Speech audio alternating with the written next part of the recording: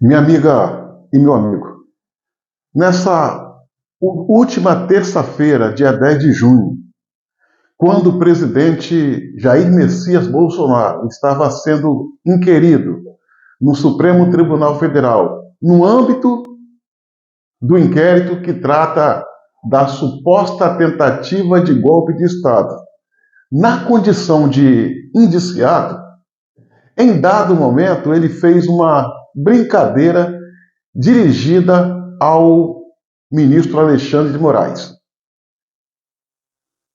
Tal situação provocou em alguns poucos apoiadores, uma crítica descabida ao presidente por não entender o teor daquela brincadeira. Bem, assista o vídeo para você entender, depois eu volto com os comentários mais detalhados e profundos. Assista. Posso fazer uma brincadeira? O senhor que sabe. Eu perguntaria aos seus advogados antes. Eu gostaria de convidá-la para ser meu vice em 26. É isso aí. Eu declino novamente. Meu ministro, desculpa aqui. O recorte desse momento em que Bolsonaro faz essa brincadeira está circulando nas redes sociais de forma viral. Uma boa parte dos apoiadores de Bolsonaro entenderam bem aonde ele quis chegar. Já uma outra parte, não muito expressiva, mas um número suficiente para nos trazer aqui e fazer essa análise, não entendeu. Não entendeu a mensagem, não entendeu a brincadeira. Inclusive, entre esses que não entenderam, tem jornalistas conceituados que eu até admiro. Um deles é o Paulo Figueiredo. Senhoras e senhores, o que esses caras queriam? Que Bolsonaro chegasse lá gritando? Triste? De cabeça baixa? Que Bolsonaro, ao dar respostas às perguntas que lhe eram feitas, se desesperasse, levantasse, falasse alto, botasse o dedo em riste na cara do ministro Alexandre de Moraes? Não, senhoras e senhores. Não. Pare e pense. Alguns falaram que Bolsonaro deveria fazer igual o Trump fez nos Estados Unidos. Quando o Trump foi em uma audiência, fez cara feia para o juiz. Lá, cara feia não é crime. Aqui é. Não que esteja escrito, mas na concepção dos ditadores. Meu irmão, Bolsonaro foi perfeito. Não é análise de bolsonarista, não. É análise de quem vê a coisa além do que ela aparenta ser. Bolsonaro falou para Xandão que ele é o cara, que ele tem a população, que ele vai rodar em 6 regiões do Nordeste nesses últimos dias. Inclusive ofereceu imagens para Alexandre de Moraes ver. E Alexandre de Moraes até falou que declinava, ou seja, que não queria, mesmo porque também não pode dizer que aceita. Aliás, em plena audiência. Foi aí que, emendando essa brincadeira nessa proposta da imagem, Bolsonaro pediu a permissão para fazer uma brincadeira e, ao fazê-la, convidou o Alexandre de Moraes para ser seu vice em 2026 na corrida para presidente. Meu irmão, é uma brincadeira. A última pessoa que Bolsonaro chamaria nesse mundo para ser o seu vice seria Alexandre de Moraes. Com mão de pelica, ao fazer essa brincadeira, Bolsonaro deu uma tapa no pé da orelha do Xandão. Ele falou para Xandão o seguinte: eu sou o candidato a presidente, eu tenho voto. Se você quiser ser alguma coisa, cola em mim. E disse mais: eu sou candidato em 2026. É preciso entender, meu irmão. É preciso entender, Bolsonaro não é bobo. Bolsonaro, ele, se você parar para analisar, ele dominou o plenário. Dominou. No início ele estava um pouco nervoso, é natural. É como uma luta de boxe. Você entra na arena estudando o inimigo até entender o jogo que ele vai fazer. E Bolsonaro fez isso o tempo todo. Vocês viram como Bolsonaro se dirigiu ao Paulo Gonet de maneira firme, provocativa, porém firme. Se dirigindo ao Paulo Gonet, por favor, isso não é golpe. Desmontando a narrativa, senhoras e senhores.